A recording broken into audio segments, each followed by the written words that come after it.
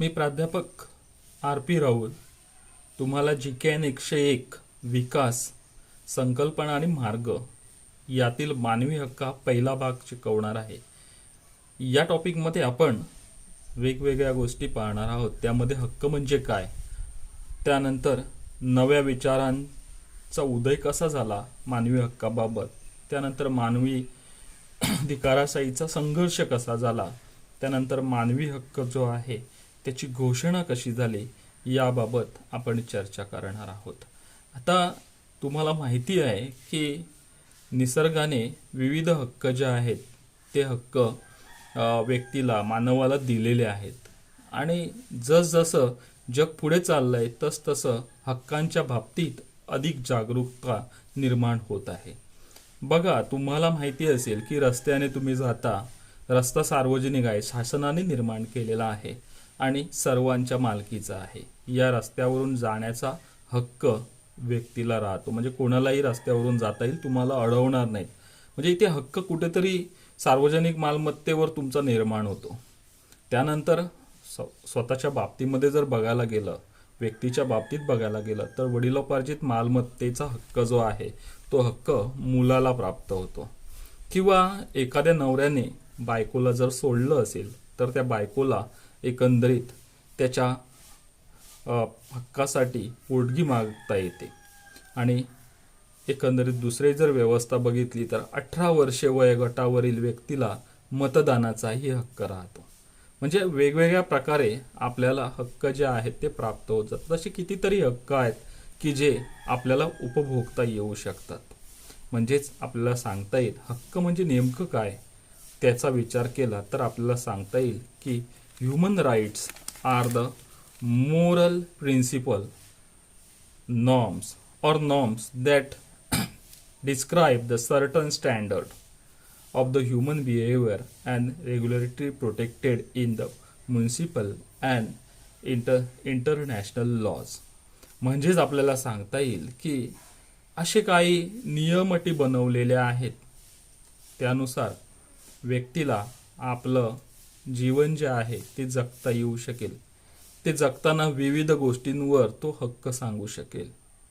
यासाठी आंतरराष्ट्रीय पातळीवर किंवा स्थानिक पातळीवर नियम बनवलेले आहेत, कायदे बनवलेले आहेत.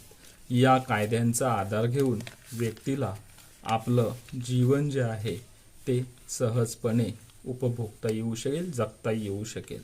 आता एखादी गोष्ट मिळावी अशी इच्छा निर्माण झाली, ती मिळण्याचा हक्क प्राप्त होतोच असं नाही. म्हणजे असा एक ऑप्शन विचारात घेता येऊ शकेल की सगळ्यावर हक्क गाजवता येत नाही, दुसऱ्यावरच्या वस्तूवर आपण हक्क गाजवू शकत नाही. म्हणजे मर्यादा पण आहेत. दान प्रेमाखातर जर कोणी व्यक्तीने तुम्हाला वस्तू दिली असेल तर त्यावर तुमचा हक्क असणार नाही. म्हणजे वेगळ्या गोष्टीही या बाबतीत आपल्याला बघायला मिळतात. एकंदरीत जर सांगायला गेलं तर आपल्याला वेगवेगळ्या प्रकारचे हक्क जे आहेत ते हक्क प्राप्त होत असतात. इंटरनॅशनल स्टँडर्ड जर बघितलं तर आपल्याला सांगता येईल बेसिक ह्युमन ऑफ राईट्स. आता जे काही मूलभूत हक्क आहेत त्याच्यामध्ये कोणत्या गोष्टी येतात, काही बुकमध्ये इतर माहिती दिलेली आहेत, पण आपल्याला त्या बाहेर जाऊन अभ्यास करावा लागतो. जगामध्ये कोणते असे मूलभूत हक्क प्रदान केलेले आहेत तर तेही विचारात घेता येऊ शकतील. The right to equality and freedom from the discrimination. म्हणजेच आपल्याला सांगता येईल की पहिला जर जागतिक स्वरूपाचा मानवी हक्क कोणता असेल तर सगळ्यांना समानतेने आणि स्वातंत्र्य देऊन भेदभाव न करता वागविलं पाहिजे. म्हणजे कोणत्याही व्यक्तीला, आता तुम्हाला माहिती असेल, उदाहरणं तुम्ही बघता टेलिव्हिजनवर, तुम्ही बरीच माहिती घेता की वर्णद्वेष असेल. अलीकडची ऑस्ट्रेलिया मालिका झाली त्याच्यामध्ये तर तुम्हाला बघायला मिळालं की वर्णद्वेषी वागणं जे आहे ते वागणं तिथे होत होतं. काहीतरी प्रेक्षकांनी पण वर्णद्वेषी टिप्पण्या आपल्या भारतीय संघावर केल्या होत्या. पण ही जी काही वागणूक आहे ती योग्य नाही, ती हक्कांची पायमल्ली करणारी आहे असं म्हणावं लागेल. म्हणजे जागतिक पातळीवर या स्वरूपात कोणालाही भेदभाव करता येणार नाही. समानतेने आणि स्वातंत्र्याचा आदर करून संबंधित व्यक्तीला जगवलं पाहिजे, जगायला दिलं पाहिजे. त्यानंतर आंतरराष्ट्रीय पातळीवरचा दुसरा जो हक्क आहे तो म्हणजे the right to life, liberty and personal security. वैयक्तिक सुरक्षा, त्यानंतर स्वातंत्र्य आणि जगण्याचा अधिकार प्रत्येकाला असतो. तो कोणालाही हिरावून घेता येणार नाही. त्यानंतर तिसरा जो प्रकार आहे किंवा तिसरा जो हक्क आहे तो म्हणजेच फ्रीडम फ्रॉम अँड डिसगार्डिंग ट्रीटमेंट. प्रत्येकाला योग्य प्रकारे वागवलं पाहिजे, योग्य प्रकारच्या वागणूक दिली पाहिजे, नीतीने वागविलं पाहिजे, असा तो हक्क आहे. त्यानंतर चौथा जो आहे the right to equality before the law. आता कायद्याने समानता, बंधुता या गोष्टी आणल्या गेल्या पाहिजेत. त्यानंतर पाचवा जो हक्क आहे तो म्हणजेच the right to fair trial. योग्य परीक्षण करणं गरजेचं आहे. योग्य पद्धतीने परीक्षण करून संबंधिताला वागणूक दिली पाहिजे. त्यानंतर सहावा the right to the privacy. प्रत्येकाला काही वैयक्तिक जीवन आहे ते जगण्याचा अधिकार आहे. त्याच्या वैयक्तिक आयुष्यामध्ये ढवळाढवळ करता येणार नाही, त्याच्या स्वातंत्र्यावर गदा आणता येणार नाही किंवा त्याला तशा समस्या निर्माण केल्या असतील तर कायद्याने त्याच्यावर कारवाई केली जाऊ शकते. असा तो भाग तिथे विचारात घेतला गेला आहे. त्यानंतर freedom of the belief and religion. जाती धर्माच्या बाबतीमध्ये प्रत्येक गोष्टीला स्वातंत्र्य असेल. धार्मिक स्वातंत्र्य जे आहे ते आहे, त्याच्यामध्ये बाधा निर्माण करता कामा नये. फार पूर्वीपासूनची तुम्हाला उदाहरणं आहे धार्मिक गोष्टी विचारात घेता. मी काय तेवढ्या आतमध्ये खोलवर जाऊन बोलत नाही, पण तुम्हाला माहिती असेल चर्च असतील, मंदिरं असतील, मस्जिदं असतील पाडणं, त्याच्यामुळे धार्मिक भावना दुखावण्या जाणं, एखाद्या कम्युनिटीच्या बाबतीमध्ये अशा गोष्टी घडवून आणणं, या सगळ्या गोष्टीचाही विचार आंतरराष्ट्रीय पातळीवर केला गेल्याचं आपल्याला पाहायला मिळतं. तिथेही या गोष्टी विचारात घेऊन कोणाच्याही धार्मिक भावना दुखावणार नाहीत, त्यांना समानतेची वागणूक दिली जाणार आहे, याचा विचार प्रामुख्याने केला गेलेला आहे. त्यानंतर मात्र शेवटच्या गोष्ट आपल्याला सांगता येईल फ्रीडम ऑफ द ओपिनियन. मत व्यक्त करण्याचे स्वातंत्र्य. बघा प्रत्येकाला मत. आपल्या भारतामध्ये लोकशाही तत्वाचं आपण म्हणतो डेमोक्रेसी प्रिन्सिपल जे आहेत ते आपण लावतो. लोकशाही तत्वांचा आदर करतो, जिथे आपण बंधुता, समता, एकात्मता, स्वातंत्र्य या सगळ्या गोष्टी ज्या आहेत त्या देशाच्या एकंदरीत व्यवस्थेसाठी मूल्य म्हणून वापरतो, तत्व म्हणून वापरतो. त्यावेळी तिथे हा मात्र भाग येतो, तिथे आपल्याला लोकशाहीमध्ये आपल्या मत व्यक्त करण्याचा अधिकार जो आहे तो लोकशाहीने दिलेला आहे, हेही पाहता येतं. म्हणजे एक प्रकारे मानवी हक्कांचा कुठेतरी आदर जो आहे तो आपल्या लोकशाहीमध्ये केला जातो. तुम्ही तुमची मतं परखडपणे मांडू शकता, त्याबाबत विवेचन, विश्लेषण करू शकता. हे एक स्वातंत्र्य आहे, हा एक हक्क आहे तुमचा आणि तो तुम्ही वापरू शकता. त्यानंतर आपल्याला सांगता येईल की पुढचा जो भाग आहे तो भाग म्हणजेच एकंदरीत हक्कांचे प्रकार. आता हक्कांच्या प्रकाराच्या बाबतीमध्ये जर विचार केला तर सांगता येईल राजकीय हक्क असतील, सामाजिक हक्क असतील, आर्थिक हक्क असतील, कायदेशीर हक्क असतील, नैसर्गिक हक्क असतील, असे विविध जे हक्क आहेत ज्याला आपण पॉलिटिकल राईट्स, सोशल राईट्स, त्याच्यानंतर इकॉनॉमिकल राईट्स, त्याच्यानंतर नॅचरल राईट्स, अशा प्रकारचे जे हक्क आहेत ते तिथे विचारात घेतले गेले आहेत. यामध्ये त्याच्यानंतर एक आहे एथिक्स आहेत त्याच्याबाबत, त्याच्यानंतर लीगल राईट्स आहेत, एथिक्स अँड लीगल राईट्स म्हणजे नैतिक आणि कायदेशीर हक्क पण तिथे विचारात घेतले गेलेले आहेत. आता याबाबत आपण सगळ्याची सविस्तर चर्चा करणार आहोत. यामध्ये हक्कांच्या प्रकाराबाबत विचार करताना तिथे मात्र सांगता येईल की काय बरं हक्कांच्या बाबतीत उल्लेख केला जातो किंवा हक्क म्हणजे नेमकं काय आहे. तर आपल्याला सांगता येईल की हक्क जे आहेत ते नैसर्गिक हक्क कसे असतील तर many researcher faith and in a natural right. बऱ्याच लोकांनी याबाबत विचार मांडलेले आहेत नैसर्गिक हक्काबाबत. The stated that the peoples inherited several right from the nature. निसर्गाने मानवाला खूप काही हक्क दिलेले आहेत. म्हणजे त्याच्यावर पूर्णतः अधिकार गाजवणं हे तर फार चुकीचं होणार आहे. म्हणजे हक्क दिले म्हणून त्यातल्या त्यात मानव हा प्राणी फार हुशार आहे, त्यामुळे त्याला काही गोष्टी सहजपणे मिळू शकतात. Before they come to have the society, तो आपला समाज निर्माण करू शकतो, कुटुंब निर्माण करू शकतो. They use live in the state of the nature, तो समाजाशी निगडीत आहे, निसर्गाशी निगडीत जे काही आहे जीवन तेही जगू शकतो. दे ॲप्रिसिएट सर्टन नॅचरल राईट, त्याने निसर्गतः काही नियम जे आहेत ते स्वीकारलेले आहेत. त्याच्यामध्ये आपल्याला सांगता येईल की निसर्गात इतर कोणत्याही प्राण्यांपेक्षा हुशार बुद्धिमान असणारा मानव आहे, तो कुटुंब व्यवस्था निर्माण करतो. त्यानंतर समाजामध्ये तो राहायला लागतो. तिथे काही आचरणाच्या पद्धती एथिक्स ज्या आहेत त्यांचा तिथे विचार करतो. म्हणजे अशा प्रकारच्या सगळ्या गोष्टी, आणि तिथे त्यातून मग हक्क निर्माण होतात.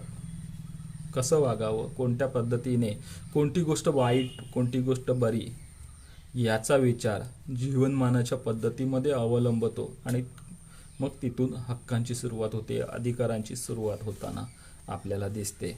त्याच्यामध्ये तो काही गोष्टी विचारात घेता येईल आपल्याला. त्याच्यामध्ये सांगता येईल की likes the right to the life, right to the liberty, right to the property, it is a natural rights are the part of human natures and reason. अशी काही कारणं आहेत ती निसर्गता जर विचारात घेतली तर व्यक्ती जी आहे ती व्यक्ती नैसर्गिकरित्या मालमत्तेवर अधिकार सांगू शकतं, जगण्याचा अधिकार मागू शकतं. त्यानंतर आपल्याला सांगता येईल की स्वातंत्र्याचा अधिकार मागू शकतं. काही विचारवंतांनी या गोष्टी मांडलेल्या आहेत. अगदीच फार पूर्वी तुम्हाला माहिती आहे ग्रीक राजसत्ता किंवा रोमन साम्राज्यामध्येही लोकशाहीचा पुरस्कार करण्यात आला, पण बऱ्याच वेळा गुलामगिरी हा एक त्यातला एक भाग मात्र वगळण्यात आला नाही. तो मात्र कंटिन्यू तसाच्या तसा राहिला. आणि मग कुठेतरी स्वातंत्र्याचा, समतेचा पुरस्कार करणाऱ्यांच्यामध्ये पण काही त्रुटी राहिल्याचं बघायला मिळतं. म्हणजे हा एक भाग आहे. तिथे तो भाग विचारात घेताना आपल्याला या हक्कांच्या बाबतीमध्ये प्रामुख्याने चर्चा करताना या गोष्टी बघायला मिळतात.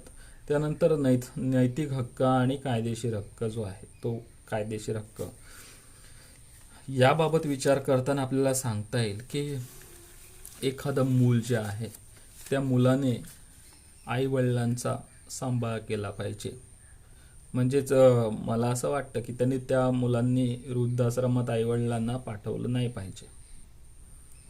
साहजिकच याबाबतचा कायदा जो आहे तोही अलीकडच्या सरकारने बनवलेला आहे, हेही बघायला मिळतं की मुलाने जर आईवडिलांना सांभाळलं नाही, त्यांना वृद्धाश्रमामध्ये जर जबरदस्तीने टाकलं असेल आणि त्याच्याबाबत तक्रार झाली असेल तर त्या मुलाला पनिशमेंट होऊ शकते. त्याच्यावर दंडात्मक कारवाई गव्हर्नमेंटच्या कायद्याने होऊ शकते. म्हणजे तिथे नैतिकता आली. आईवडिलांना सांभाळ करण्याचा नैतिक अधिकार मुलाला दिला जातो आणि त्याने तो पाळावा. त्यानंतर नीतिमूल्ये माणसाला हक्क देतात व ते पाळण्याबाबतची कर्तव्येही सांगतात. That means ethics give to people rights and follow the duties of all rights. तर हक्क पाळण्याचे कर्तव्य त्यांच्याबरोबरच येतात असं म्हणायला हरकत नाही. It is a two parts of the coin. एक कॉईनच्या बाबतीमध्ये दोन्ही बाजू विचारात, aspect of the coins. That means first it is right and second it duties. इथे पहिली जी आहे ती पहिली म्हणजेच या बाबतीत जर विचार केला तर जिथे हक्क येतात तिथे कर्तव्य जे आहेत ती पार पाडावीच लागणार आहेत, हे तेवढंच आहे. आता नम्रतेने या गोष्टी विचारात घेतल्या पाहिजेत. वरिष्ठांकडून कनिष्ठांना योग्य वागणूक दिली पाहिजे. दॅट मीन्स असं म्हणता येईल आपल्याला की एखाद्या कार्यालयामध्ये वरिष्ठ व्यक्ती ज्या असतील त्याने कनिष्ठ व्यक्तींशी चांगल्या पद्धतीने वागणं गरजेचं आहे. त्यानंतर आपल्याला सांगता येईल त्यासाठी त्या व्यक्तींना एक आदर्श नियमावली दिली जाणार आहे. म्हणजेच ज्याला आपण म्हणतो कायद्याचा भाग जो आहे तो कायदेशीर भाग तिथे येणार आहे. कसं काय ऑफिस हँडल करायचं, how to manage the activity in office, तुम्ही कशा ॲक्टिव्हिटी मॅनेज करणार आहात. So follow the legal things, legal operations, तुम्हाला तिथे फॉलो करावं लागेल. लीगल ज्या काही गोष्टी आहेत त्याच्यासाठी कायदे बनवलेले आहेत आणि त्या कायद्यांचं पालन केल्याखेरीज तुम्हाला या गोष्टी पाहता येणार नाहीत. म्हणजे तुम्हाला सांगायचं झालं तर राज्यघटनेचा विचार करता तिथे राज्यघटनेने लोकशाहीतील नागरिकांना विविध हक्क दिलेले आहेत आणि त्याबरोबरच नागरिकांना त्या गोष्टी फॉलो करण्यासाठी काही गोष्टीची कायदे बनवलेले आहेत. त्यामध्ये बघा, राज्यघटनेत 1976 साली झालेल्या 42व्या घटना दुरुस्तीमध्ये 51 कलम जे आहेत त्याच्यामध्ये समाविष्ट केलेली नागरिकांची काही कर्तव्ये जे आहेत ती फॉलो करावी लागतात. That means the memorandum of India in amendment 1976 section 51 in bracket A, the all details about the duties of people, citizens, जे कोण नागरिक असतील त्यांच्यासाठी ह्या सूचना दिलेल्या आहेत. आता तिथे दिलेत right to equality to humans, म्हणजे आपल्याला सांगता येईल मानवी समानतेची वागणूक असेल किंवा काही अनिष्ट रूढी प्रथा ज्या आहेत त्याचा त्याग करण्यासंबंधीचं असेल. घटनेमध्ये दिलेल्या ज्या काही गोष्टी आहेत त्या फॉलो केल्या पाहिजेत, त्यांचं पालन जे आहे ते झालं पाहिजे असं त्याच्यामध्ये सांगितलेलं आहे. आणि यानुसार मग त्या गोष्टी फॉलो करूनच काय केलं जाणार आहे तर एकंदरीत त्या हक्कांचा आदर केला जाणार आहे, कर्तव्यांचं पालन केलं जाणार आहे. यामध्ये काही गोष्टी सांगितल्या. हक्क आणि कर्तव्ये जे आहेत या हक्क आणि कर्तव्ये एकमेकांच्या हक्कांचा सन्मान करण्यास प्रारंभ केला गेला पाहिजे. तिसरा भाग आहे हा त्याच्यामध्ये, एकमेकांच्या हक्कांचा सन्मान करणं. बघा, त्यातून कुटुंब संस्था ज्या आहेत त्या जन्माला येतात, आचरणाच्या पद्धती जन्माला येतात, समूह निर्माण होतात. Create crowd, that means villages, तिथे विलेजेस निर्माण झाल्यात आणि दुसऱ्याला जगण्याचा हक्क आहे हा भाग तिथे स्वीकारतात. Accept that part of the rights to the rights of rights to the life. आता इथे जगण्याचा हक्क जो आहे तो स्वीकारण्यात, आपल्या हक्कासाठी दुसऱ्याच्या हक्कावर गदा आणता येणार नाही, अतिक्रमण करता येणार नाही. You cannot attack on the other rights to the life. जगण्याच्या ज्या काही आचरणाच्या पद्धती हक्क कर्तव्यांसह दिलेल्या आहेत त्यांचा विचार करतात. तिथे मात्र दुसऱ्याच्या हक्कांवर अतिक्रमण कोणत्याही परिस्थितीमध्ये होणार नाही याची काळजी घेतली पाहिजे. That means drive vehicle on the road, it is your right but other person cannot drive his vehicle on the road. It is right to all drivers. That means you cannot you don't attack on other rights. आता इथे तुम्हाला माहिती आहे की तुम्ही वाहन चालवताय, तुम्हाला वाहन चालविण्याचा अधिकार आहे, यू कॅन ड्राईव्ह. पण तुम्ही मात्र दुसऱ्याच्या वाहन चालविण्यावर आक्षेप नोंदवू शकणार नाही, त्याला सांगू शकणार नाही तुला गाडी या रस्त्याने चालवता येणार नाही. त्याच्या हक्कांचाही तिथे आदर जो आहे तो तुम्ही करायला पाहिजे हे मला सांगायचं आहे. विद्यार्थी अभ्यास जे आहे ते अभ्यास करत असताना दुसऱ्याने गाणे वाजवू नये.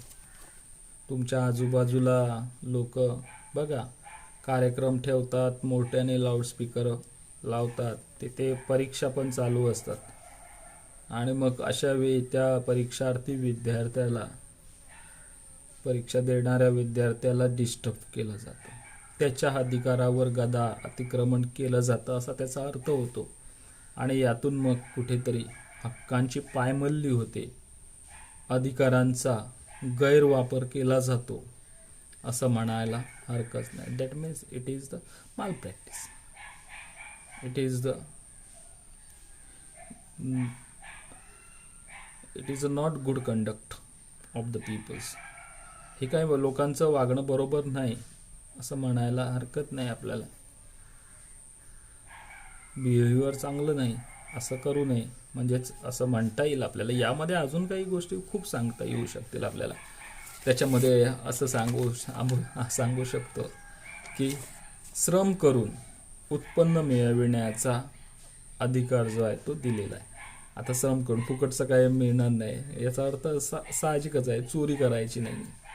काल परवा तुम्हाला कधी पेपरमध्ये मला वाचायला आढळलं, कुणीतरी एका व्यक्तीने मंगळसूत्र एका बाईचं काढून घेतलं, अर्ध तुटलं, अर्ध ते काहीतरी 22,000 रुपयाचं तिला लॉस झाला.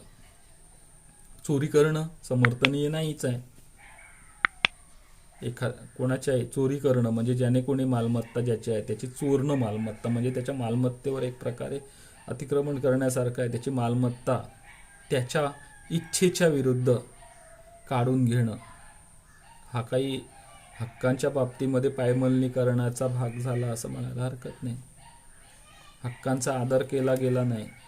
सरकारने कायदे जे आहेत ते बनवलेले आहेत, त्यामध्ये तुम्हाला माहिती असेल जमिनीची मालकी जी आहे ती मालकी दिलेली आहे. आपल्या लोकशाही राष्ट्रामध्ये सरकारने लोकांना मालमत्ता धारण करण्याचा अधिकार दिला आहे, राईट टू द प्रॉपर्टी.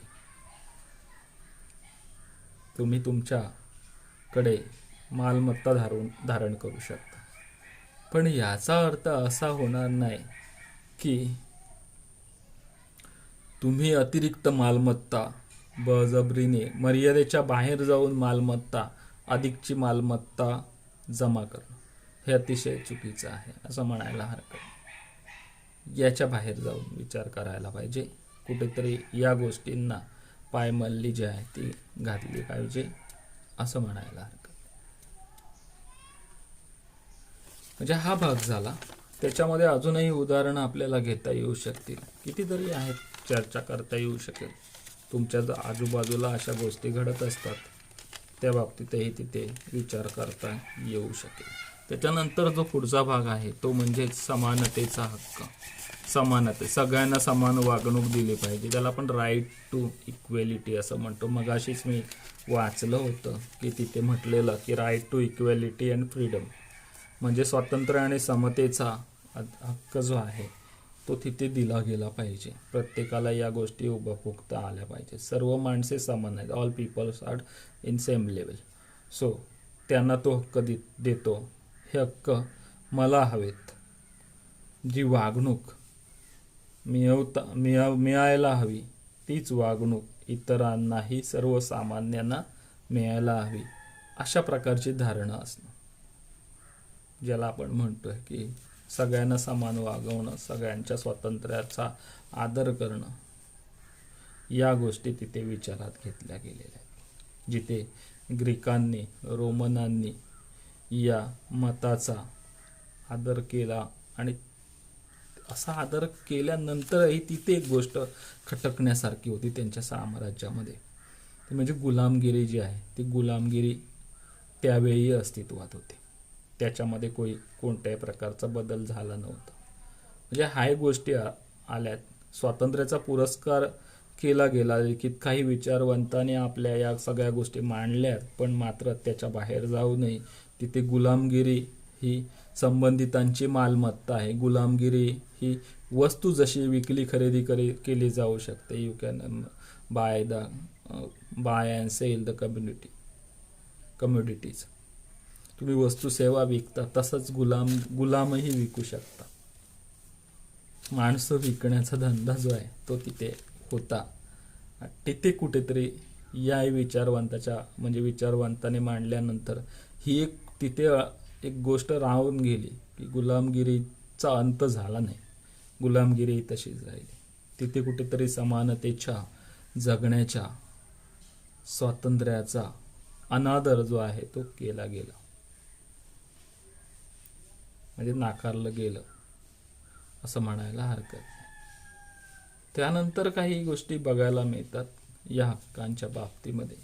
नव्या विचारांचा उदय जो आहे तो उदय कसा झाला किंवा कोणत्या पद्धतीने नवे विचार जे आहेत ते नवे विचार मांडण्यात आले. आता या नव्या विचारांचा विचार करता आपल्याला सांगता येऊ शकेल की माणसाला सन्मानाने वागणूक दिली पाहिजे, माणुसकीने वागणूक दिली पाहिजे. निसर्गाने काही हक्क मानवाला जगण्यासाठी दिलेले आहेत.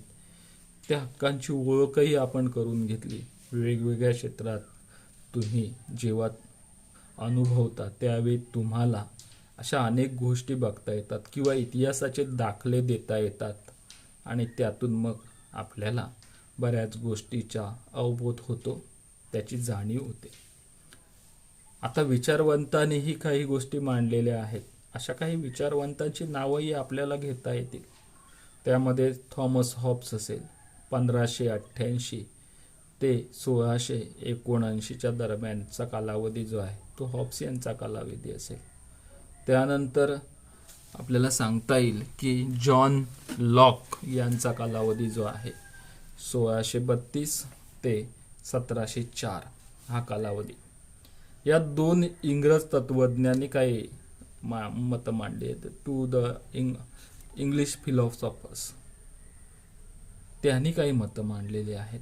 त्यानंतर फ्रेंच तत्वज्ञ जे आहेत त्यांनीही, ज्याला आपण रुसो हे नाव ऐकलं असेल, द ग्रेट फिलॉसॉफर इन फ्रान्समध्ये जन्म झालेला 1712 ते 1778. काही मूलभूत अधिकारांच्या पायमल्ली जेव्हा फ्रेंच राज्यामध्ये होत होत्या त्यावेळी रुसोंनी काही तत्व मांडली जी जगण्याशी संबंधित आहेत. जीवन कालावधीमध्ये मिळणाऱ्या अधिकारांशी संबंधित आहेत. याबाबत काही विचार, काही गोष्टी त्यांनी मांडल्यात. आता त्यामध्ये सांगितलं गेलं आहे की लोकांना काही निसर्गदत्त अधिकार दिलेले असतात. निसर्गामध्ये नैसर्गिक साधनसंपत्तीचा वापर, that means utilization of the natural resources. You can easy to utilize the natural resources. तुम्ही नैसर्गिक ज्या काही मालमत्ता आहेत त्या स्वतःच्याच आहेत तशा वापरता, असं त्यावेळी मांडलं गेलं. म्हणजे तुम्हाला निसर्गाकडून मिळणाऱ्या सगळ्या, म्हणजे फळं माकडाने खाऊ नयेत पण माणसाने खाल्लीच पाहिजे असाच प्रकार आहे. अशा काही ज्या हे आहेत. आता तिथे पण एक विषय होता की शासनामध्ये राज्यकर्ता असतो, तो देव असतो वगैरे. राजा हा ईश्वर आहे, that means king is a God. आता राजा ईश्वर आहे, ईश्वर संकेतानुसारच राज्य मिळतं आणि ते प्रभुत्व जे गाजवतो जनतेवर, तो जे काही शासन व्यवस्था राबवतो, व्यवस्थापन बघतो, ते सगळं ईश्वर म्हणूनच बघतो. अशा प्रकारची धारणं विधानं जी आहेत ती होती. तिथे कुठेतरी त्या गोष्टींना विरोध झाला, तिथे राज्यक्रांती झाली. या बेसवरच राज्यक्रांती फ्रेंचमध्ये झाली असं म्हणायला हरकत नाही. लेखक जे आहेत, विचारवंत आहेत, त्यांनी या पद्धतीच्या शासन व्यवस्थे, तिथल्या व्यक्ती संबंधाविषयीची काही मतं जी मांडली त्यातून मग या गोष्टी तिथे आल्यात. त्याच्यामध्ये आपल्याला सांगता येईल की पेन आहेत जे विचारवंत, त्यांनी या गोष्टी प्रामुख्याने मांडल्याचं पाहायला मिळतं. काही त्यानंतर महत्त्वाची राजकीय परिवर्तनं पण झाली. फ्रेंचमध्ये राज्यक्रांती झाली. तुम्हाला माहिती असेल फ्रेंच राज्यक्रांतीमध्ये कशा पद्धतीने लोकांनी शासनाविरुद्ध आवाज उठवला. त्यानंतर जगामध्ये अशी काही गोष्टी होतच राहिल्या कंटिन्यू, ज्याला आपण राजकीय परिवर्तन असं म्हणतो. राजकीय घडामोडी होत राहिल्या, त्यातून मग या प्रकारचे हक्क अधिकार जे आहेत ते निर्माण होत राहिलेत. समता, बंधुता, स्वातंत्र्य अशा मूल्यांचा साधारणतः पाया जो आहे तो घातला गेला. खऱ्या अर्थाने फ्रेंच राज्यक्रांती नंतरच या गोष्टी सर्वमान्य झाल्याच्या बघायला मिळतात. ज्याला आपण फ्रेंच रिव्हॉल्युशन असं म्हणतो, क्रांती म्हणतो. त्यानंतर दुसरा भाग जो आपल्याकडे झाला तो म्हणजेच इंग्रजी शिक्षणातून नवविचारांची ओळख जी आहे ती झाली. आता इंग्रजी शिक्षण काही लोकांनी म्हटलंय की इंग्रजी हे वाघिणीचं दूध आहे. That means English language is the milk of tigers. इंग्रजी शिकलेला व्यक्ती गुरगुरल्याशिवाय राहणार नाही. आता काय, या सगळ्या गोष्टी आपल्या प्रत्येकाच्या बाबतीत विचारांचा भाग आहे. त्यामुळे काही गोष्टी स्वीकारल्या जातील, काही गोष्टी नाकारल्या जातील. प्रादेशिकता जपणारे लोक म्हणतील नाही नाही, मराठी आहे, हिंदी आहे, आपली राष्ट्रीय भाषा आहे, आपल्या भाषेमध्ये शिकतो त्याच गोष्टी स्वीकारल्या पाहिजेत, तीच गोष्ट आपल्याला खऱ्या अर्थाने जगायला शिकवते, मानवी संबंध निर्माण करा, सगळ्या गोष्टी आहेत. ज्या ज्या लेवलला जाल त्या त्या लेवलला तशा प्रकारचा विचार तुम्हाला करता येईल. पण खऱ्या अर्थाने काही गोष्टी बघायला गेलात तर तिथे मात्र न स्वीकारण्याजोग्या गोष्टी होत्यात. अगदी भारतीय समाज जो आहे तो पाखंडी लोकांच्या ताब्यात होता असं म्हणायला हरकत नाही. खूप काही आजही व्यवस्था बदललेली नाही, भेदभाव मिटलेले नाहीत. समाज मन एका वेगळ्या क्षेत्रात जगतं. समाजाच्या बाबतीमध्ये काही अंधश्रद्धा, चालीरीती यांचा पगडा फार मोठा आहे असं म्हणायला हरकत नाही. काही विशिष्ट वर्गांना मंदिरात प्रवेश नाही. त्यानंतर आजही ह्या गोष्टी आहेत. आज जवळपास स्वातंत्र्य होऊन कित्येक वर्ष उलटलेली आहेत, तरी आपल्या काही आचरणाच्या पद्धती ज्या आहेत, समानतेच्या पद्धती ज्या आहेत, आचरणाच्या पद्धती ज्या आहेत त्या खेडोपाडी बदललेल्या नाहीत. हे वास्तव आहे, हे स्वीकारायला काही हरकत नाही. पण कुठेतरी नवविचारांचा जो उगम झाला आहे तो इंग्रजी शिक्षणातून झाला आहे असं म्हणायला हरकत नाही. युरोप आणि अमेरिकेत काही विचारवंतांनी आपलं विचारमंथन केलं आणि त्यातून मग काही महत्त्वाच्या गोष्टी उदयास आल्या आणि त्या जगभर पसरल्यात. कारण इंग्रजांचं राज्य जगावर होतं. त्यांनी या गोष्टी पसरवताना तिथे एक प्रकारची स्थिरस्थावरता आणली.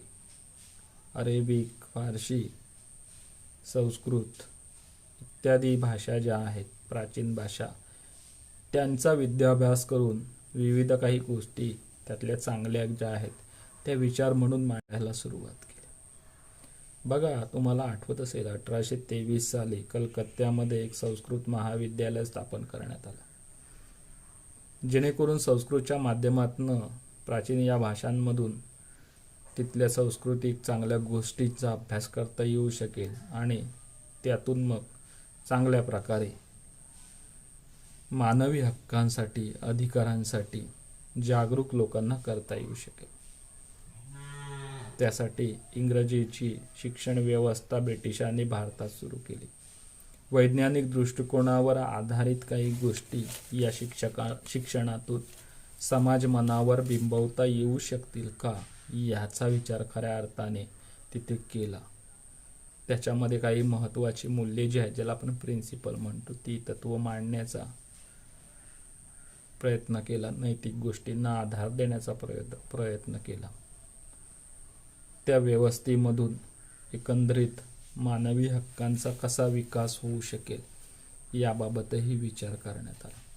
How to develop the human rights in India, कशा प्रकारे ह्युमन राईट्स निर्माण करता येईल, कल्चर कसं निर्माण करता येईल याचा बेस त्यांनी घालण्याचा प्रयत्न केला. त्यातून मग भारतातील राज्यांमध्ये प्रबोधनं झालीत, हक्कांची मागणी होऊ लागली. स्वातंत्र्याची मागणीची खरी मूठ जर कुठे आवळली गेली असेल तर ती यातूनच आली. भारतीय विचारवंतांनी या गोष्टी प्राधान्याने मांडल्यात. इश्यूज झालेत. इंग्रजीत शिक्षणातून खऱ्या अर्थाने बराच इतिहास चालला गेला. तिथे झालेल्या अन्यायाविरुद्ध वाचा फोडण्यासाठी जाणीवपूर्वक प्रयत्न झालेत आणि त्यातूनच स्वातंत्र्याचा अवबोध झाल्याचं बघायला मिळतं. स्वातंत्र्य मिळावं याची कल्पना, याची मुहूर्तमेढ खऱ्या अर्थाने तिथूनच रोवण्यात आली. त्यासाठी काही भारतीय चालीरीती ज्या आहेत त्या बदलण्यासाठी काही तत्त्वज्ञांनी, आपले इथले तत्त्वज्ञ, स्थानिक तत्त्वज्ञ जे आहेत त्यांनी खऱ्या अर्थाने प्रयत्न केलेत. त्याच्यामध्ये तुम्हाला माहिती आहे दादाबाई नवरोजी असतील, न्यायमूर्ती महादेव गोविंद रानडे असतील, गोपाळ गणेश आगरकर असतील, राजाराम मोहन राय असतील, यांनी बऱ्याच मोठ्या प्रमाणावर महत्त्वाच्या अशा वैचारिक गोष्टी मांडल्यात, ज्यातून कुठेतरी बुद्धिभेद जो आहे तो करण्याचा प्रयत्न केला. हा बुद्धिभेद अशासाठी आपल्याला बोलावा लागेल की हा बुद्धिभेद जखडलेल्या समाजाला अंधकारातनं बाहेर काढणं, त्यांना त्यांच्या हक्काची, त्यांच्या जाणीवेंची, अधिकारांची खऱ्या अर्थाने जाणीव करून देणं हा एक विषय होता आणि नवविचारांना चालना देणं. बघा, तुम्हाला माहिती असेल एखादा नवरा वारल्यानंतर त्याच्या मागून सती जाण्याचा प्रकार होता. त्याच्यासाठी सतीबंदी कायदा आणण्यात आला नंतर. किंवा बालविवाह असेल, नवरा 50 वर्षाचा आणि नुकतंच जन्माला आलेलं मूल, त्याचं लग्न लावायचं, म्हणजे तो नवरा काही वर्षाने जिला जोपर्यंत हिला या छोट्या मुलीला समजूत येत नाही त्याच्या अगोदर नवरा स्वर्गवासी असायचा. अशा अनिष्ट प्रथा ज्या आहेत त्या प्रथा त्या अंधश्रद्धेच्या जोखड्यामध्ये बांधल्या गेल्या होत्या. अशा प्रथा बंद पाडण्याचं काम केलं गेलं. कुठेतरी वैचारिक स्वरूपाचं मंथन जे आहे किंवा वैचारिक बाजू मांडण्यासाठी प्रयत्न केले गेलेत आणि कुठेतरी मग स्वातंत्र्याची आस जी आहे या विचारातूनच लागली. हळूहळू स्वातंत्र्य मिळवण्यासाठी प्रयत्न करण्यात आले, स्वातंत्र्याची मागणी होऊ लागली. या प्रथा तत्कालीन कालावधीमध्ये बंद पाडण्यात आल्या. इंग्रजांच्या समर्थनातूनच ह्या सगळ्या प्रथा बंद पाडण्यात आल्याचंही आपल्याला बघायला मिळतं. त्यानंतर स्वातंत्र्याची मागणी जी आहे, कोणत्याही देशाला दुसऱ्या देशावर तिथे राहणाऱ्या लोकांच्या अधिकारांवर, हक्कांवर गदा आणता येणार नाही, त्यांना गुलामगिरीमध्ये ठेवता येणार नाही. याला आपण म्हणतो right to freedom, right to life. इतर देशातल्या लोकांना स्वातंत्र्याने जगायला दिलं पाहिजे.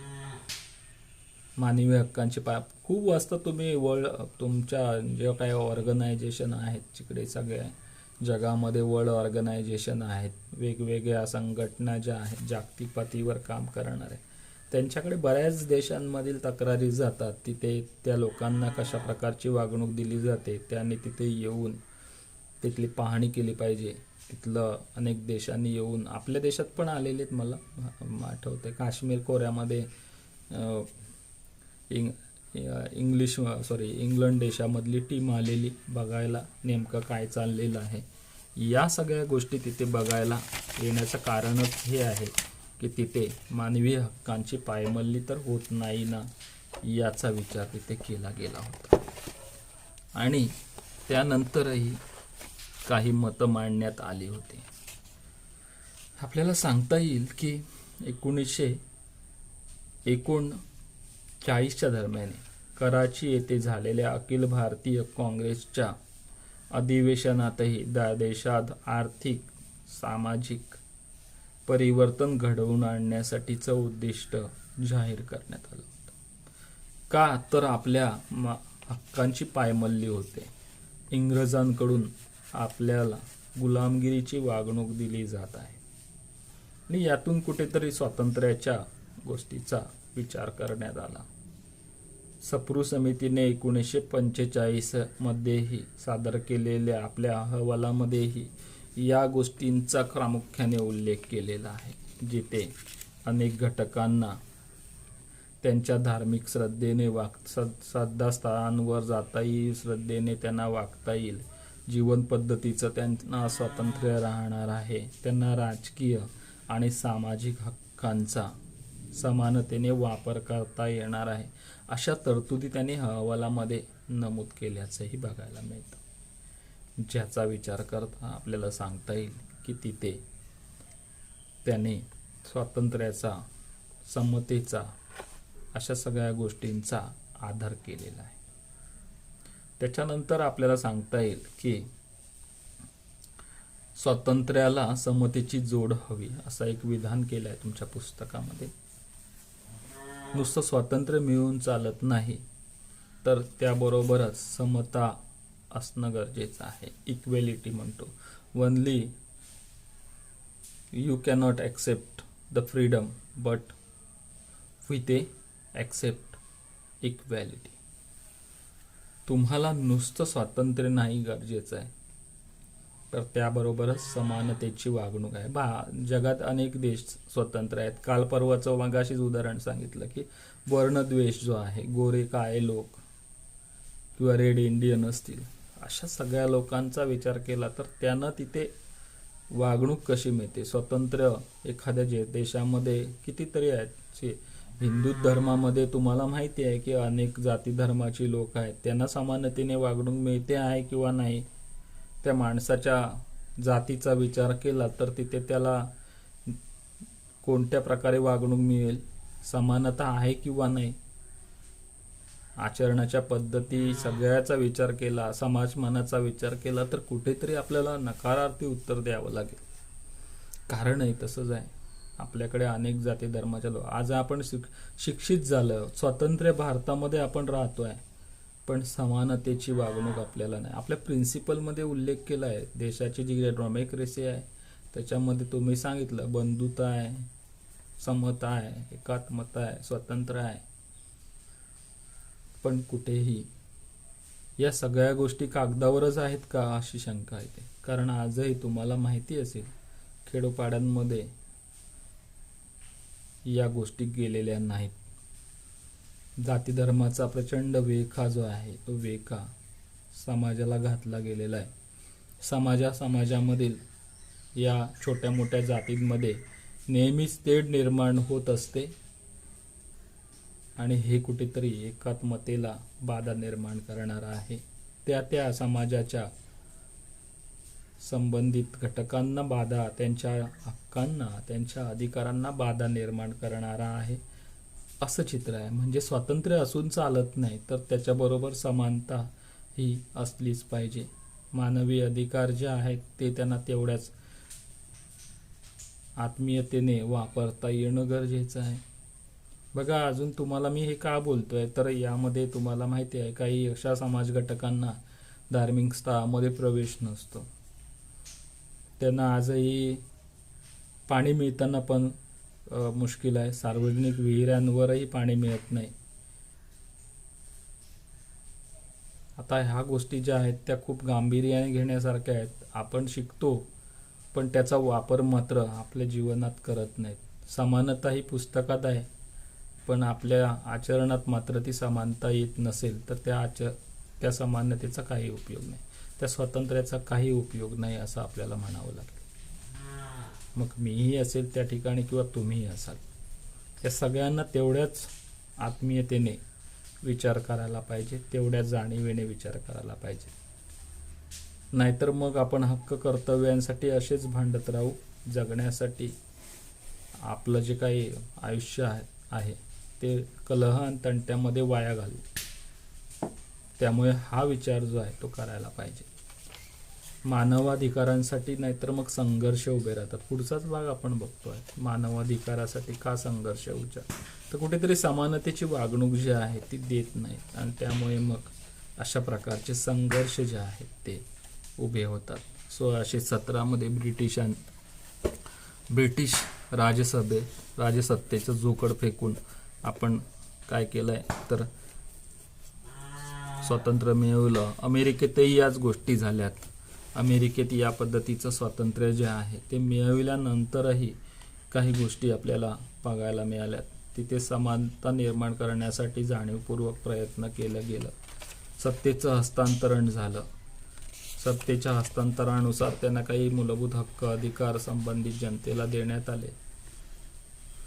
आणि हा सगळा विचार जो आहे तो मग संघर्षातून निर्माण झाला. आजही काल परवा बघा सरकारने वर्णद्वेषी भूमिका घेतली अमेरिकेमध्ये, त्यानंतर वादंग झालं, ट्रम्प सरकार कोसळलं आणि आजही त्यांचा हा संघर्ष मिटलेला नाही. समर्थकांचा प्रचंड गदारोळ अगदी कॅपिटल ज्याचं आहे अमेरिकेचं वॉशिंग्टनमध्ये तिथेही पाहायला मिळालं. म्हणजेच कुठेतरी संघर्षाची ठिणगी जी आहे ती तिथे पडल्याचं पाहायला मिळतं. त्यांनी राष्ट्राध्यक्ष असतानाही त्यांनी काही गोष्टी केल्यात ज्या गोष्टीचा परिणाम आजही तिथल्या सामान्य व्यवस्थेला भोगावा लागतोय. द्वेष केला, कुठेतरी एका व्यक्तीला पोलिसांनी मारहाण केली, वर्णद्वेषाचा ते भाग आहे. आता त्यातलं वास्तव जे आहे ते आपल्याला तेवढंसं खोलवर जाऊन सांगता येणार नाही, कारण बऱ्याच वेळा मीडियावर अवलंबून राहावं लागतं आणि मीडिया किती काय खरं बोलतं आणि खरं सांगतं, वास्तवाकडे घेऊन जातं, यावर ते डिपेंड राहतं. आपण याबाबत बोलू शकत नाही की तेवढं तेच खरं आहे किंवा हेच खरं आहे. पण असे संघर्ष निर्माण होतात, मानवाधिकारांसाठी हे संघर्ष असतात असं म्हणायला हरकत नाही. ह्युमन राईट्स, ह्युमन ड्युटीज ज्या आहेत त्यासाठी हे संघर्ष होतात असं म्हणायला हरकत नाही. त्यासाठी प्रयत्न केले जातात. अगदीच तुम्हाला माहिती आहे की आपल्याकडे काय या गोष्टींची कमतरता नाही आहे, उणीव नाही आहे. आपल्याकडे तर वारंवार या गोष्टी होतात. दलित समाज, उच्चवर्गीय समाज यांच्यामध्ये नेहमीच कलह निर्माण होतात. मग म्हणतो आपण पुरोगामी महाराष्ट्रासाठी हे अशोभनीय आहे वगैरे, मीडियावर दाखवली जातात विधानं किंवा काल परवापर्यंत जाणीवपूर्वकही काही गोष्टी ज्या आहेत राजकीय पुढारी असतील किंवा काही व्यवस्था असेल ते आपल्या फायद्याला काय होईल, इलेक्शन झालं की मग या गोष्टी सुरू होतात. मग हे आताच्या गोष्टी आहेत, हे फार पूर्वीपासून चाललेल्या आहेत असं काही म्हणायला हरकत नाही. 15-15 वर्ष यासाठी शिक्षा ज्या आहेत त्या लोकांनी भेटलेल्या आहेत. म्हणजे बऱ्याच गोष्टी आहेत. 15-20 वर्ष अगदी चीनमध्ये पण चाललेलं आहे, हाँगकाँगमध्ये चाललेलं आहे, तैवानमध्ये चाललेलं आहे, तुमच्या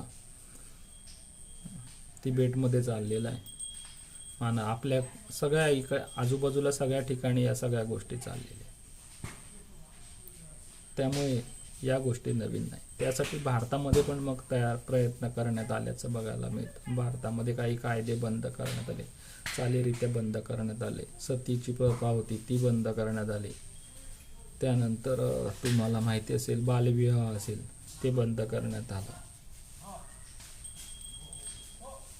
विवाहाच्या बाबतीमध्ये काही निर्णय घेण्यात आले, स्त्रियांच्या अधिकारांचा विचार करण्यात आला, त्यांना तिथे अधिकारांपासून वंचित करण्यात येत होतं ते कमी करण्यात आलं. अशा कितीतरी गोष्टी आहेत ज्याचा विचार करता तिथे नवविचारांमुळे वैचारिक क्रांती होऊन अशा गोष्टी ज्या आहेत त्या थांबविण्याचा प्रयत्न करण्यात आला. हा एक वैचारिक भाग झाला, मानवी हक्क अधिकारांच्या बाबतीमधला भाग झाला. मानवी हक्क अधिकार यांचा आदर कसा करावा याबाबतचा हक्क झाला, त्याबाबतचे विचार, त्यानंतर सामाजिक सांस्कृतिक जे काही संघर्ष झाले त्याबाबतचा हा भाग आहे असं म्हणायला